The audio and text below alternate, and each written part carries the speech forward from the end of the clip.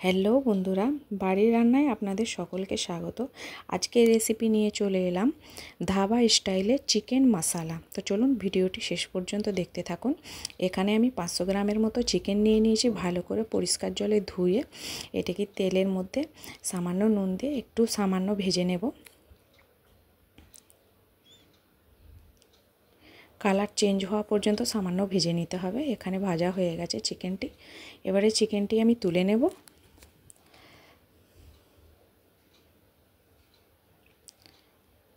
এখানে সামান্য তেল দিয়েছি 1 কাপের মতো, 1 চামচের মতো দিয়েছি বাটার।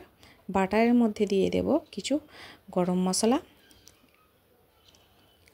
তার মধ্যে দিয়ে দিলাম পেঁয়াজ, 3টি পেঁয়াজ কুচি করে এখানে দিয়ে দিলাম। পেঁয়াজটি সামান্য একটু নেড়ে চেড়ে ভেজে নিতে হবে। এখানে ভাজা হয়ে গেছে। আমি 2 চা চামচের মতো আদা রসুনের পেস্ট দিলাম, দিয়ে একটু নেড়ে চেড়ে নিতে হবে। কাঁচা গন্ধটা যাতে চলে যায়, আদা রসুনের সামান্য ভেজে নেবেন। এখানে ভাজা হয়ে গেছে। এখানে যে ভাজা চিকেনটা ছিল সেটি এর মধ্যে দিয়ে দিলাম, দিয়ে একটু নাড়াচাড়া করে নিতে হবে, একটু কষিয়ে নিতে হবে। হালকা ধিমি আঁচের মধ্যে এটি করবেন।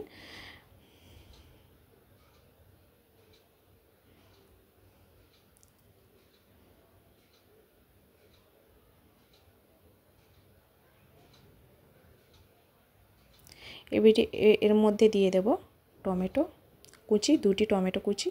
তার মধ্যে দিয়ে দিলাম সামান্য লবণ। এখানে দিয়ে দিলাম হলুদ গুঁড়ো, গোলমরিচের গুঁড়ো, ম্যাগি মশলা, জিরা গুঁড়ো, ধনে গুঁড়ো, গরম মশলা, দিয়ে দিলাম কাশ্মীরি রেড চিলি পাউডার।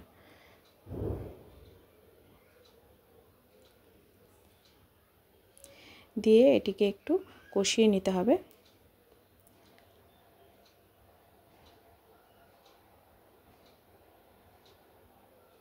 সামান্য জল অ্যাড করে এটিকে কষানো হয়ে গেছে। আর একটু জল দিয়ে দিলাম, দিয়ে ঢাকনা চাপা দিয়ে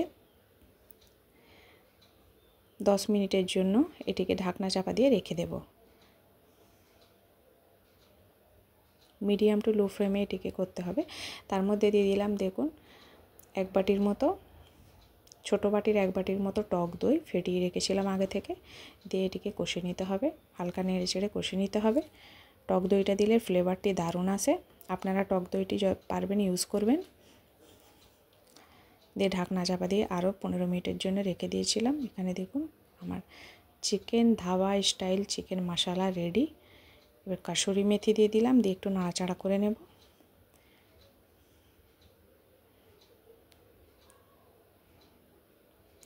আজকের রেসিপিটি ভালো লাগলে আপনারা লাইক, কমেন্ট, শেয়ার এবং সাবস্ক্রাইব করতে ভুলবেন না। আর আপনারা আমার পাশে থাকবেন, আমাকে সাপোর্ট করবেন। ভিডিওটি দেখার জন্য আপনাদেরকে ধন্যবাদ।